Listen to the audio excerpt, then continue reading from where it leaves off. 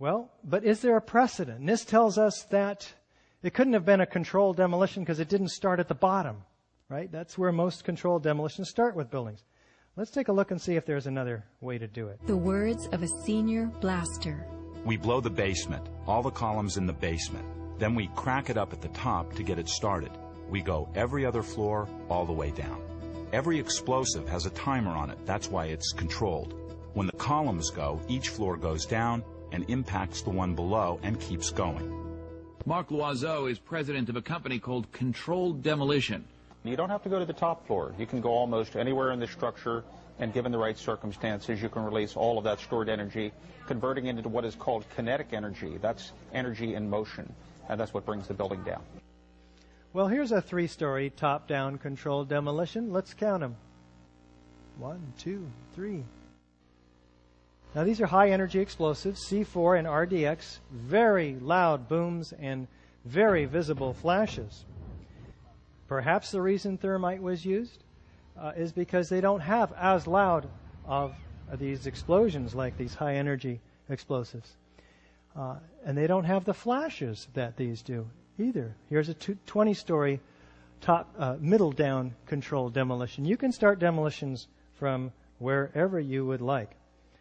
Let's look at the North Tower now. What I want to point out to you is that you're going to see some explosions up at the top of the building, curiously enough. And what's going to happen is this entire section is going to telescope such that half of it, its upper half, is destroyed before there's any movement from the jet plane impacts down. Let's take a look. Here's the first evidence of explosion, and then over here, and then the collapsing. Of course, the violent clouds which are emerging even prior to the collapse. We're going to take a close-up look after this second look. A new fuel source, which very well might be jet fuel that wasn't burned, that's getting new oxygen. Let's take a look now closer up. Right away, we're seeing clouds forming up here. Well, wait, the collapse is supposed to be just down here. But we have asymmetrical damage to this building, right? The plane went in one side, and yet this complete symmetrical collapse, we'll use in quotes from now on, and let's keep going. Unexpected. And one more time. In terms of how swiftly it belts, just like the firemen saw, all the way around the building. They came down. The antenna falls about 12 meters first, before anything else falls, indicating core column damage first, not trusses pulling away from the perimeter columns. Now take a look at this from the same tower from the bottom, noting the violence underneath the mushroom cloud. The collapse is supposed to be occurring way up here, but down below, as you'll see, in this second run, incredible quantities of squibs, explosions bursting out. And on the third time, I'd like to direct your attention to this racing series of explosions down the right side in the corner of this building. About 40 stories below the collapsing building. It gets painfully obvious after a while, doesn't it? The entire building has just collapsed, as if a demolition team set off. When you see the note these multiple nodes of these independent explosions. It's a little different than the North Tower. These old buildings, it folded down on, but it's still incredibly the same after a while, after all of these explosions developed. Do we have a straight-down symmetrical progression of collapse outside the footprint? We had a 207-foot wide building. FEMA tells us, and you can see in this document, that we have a 1,200-foot debris field, equidistant around each tower. Asymmetrical damage, symmetrical distribution, all through the site, in fact, and beyond. Do we have squibs, or these mistimed explosions? Some believe that these might be appropriately timed explosions. Whatever. In all the videos of the collapses, explosions can be seen bursting from the building 20 to 30 stories below the demolition wave. Here,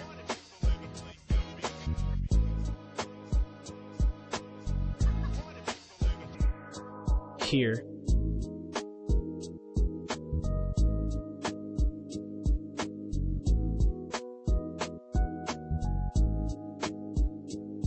here,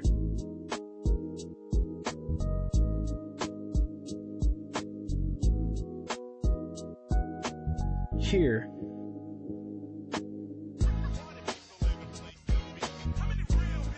here,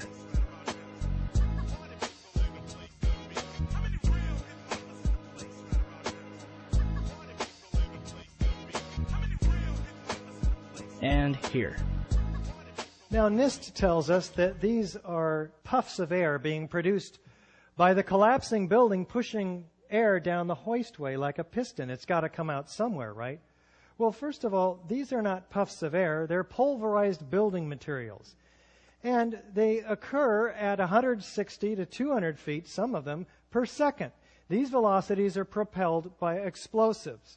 20, 40, and 60 stories below. How can the piston be producing all of that? And in fact, there are these focalized ejections that occur halfway between the corners of the building. Also, say this was the open office space, right, 60 feet long. The elevator hoistway's over here. The piston's going to shove the air into this room. It's going to fill the room fairly uniformly with air pressure before it breaks any windows, right? And then it might break several, but not these highly focalized, pinpoint accurate, geometrically precise, violent ejections. No, it's extremely unlikely. But let's look at a couple of them here. As the South Tower begins to explode, we track two squibs near the bottom of the frame. They shoot out quickly at first, then slow and merge in with the rest of the dust cloud. Using the first few data points, we see the first squib shoots out at 44.98 meters per second, or about 100 miles per hour.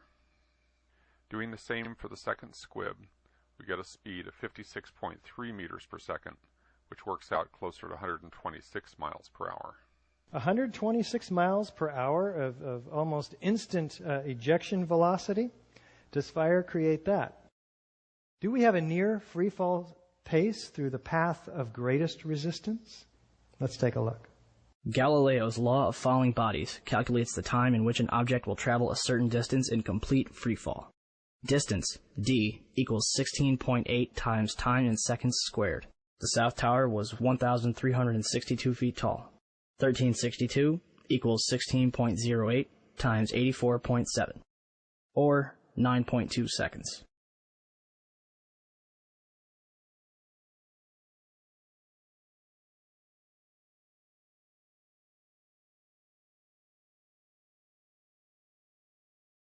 The Twin Towers came down in nearly free fall speed. What are we talking about here? Let's just try to put this in perspective with this story problem. We have a 15-story building which we hold with this crane over 95 stories of nothing but air. No resistance, right? Just air resistance. Next to it, another 15-story building held over a 95-story building with, say, 80,000 tons of structural steel in it. Now we're going to pull the lever on these cranes and drop them both at once. I brought a 95-story building with me today. And we're going to just test this theory of NIST's. I've got two 15-story buildings. We've got 80,000 tons of structural steel in this one right here. And we got air resistance here. So let's try it, okay? We'll put them both up here. We'll even give a little bit of impact load too, okay? Ready? 3, 2, 1.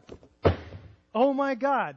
The one without any resistance under it hit the ground first at virtually free fall speed. This doesn't take much, does it? What happened over here? The building above it met resistance.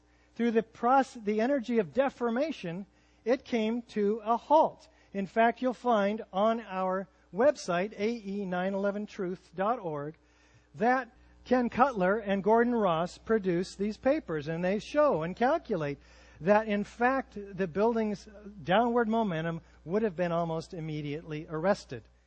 That where is the 15-story building that was driving this building down to the ground at free fall speed? In the first 2 seconds, you saw it reduce half of its mass. It was blown outside. It couldn't have been used to influence the downward progression of the building.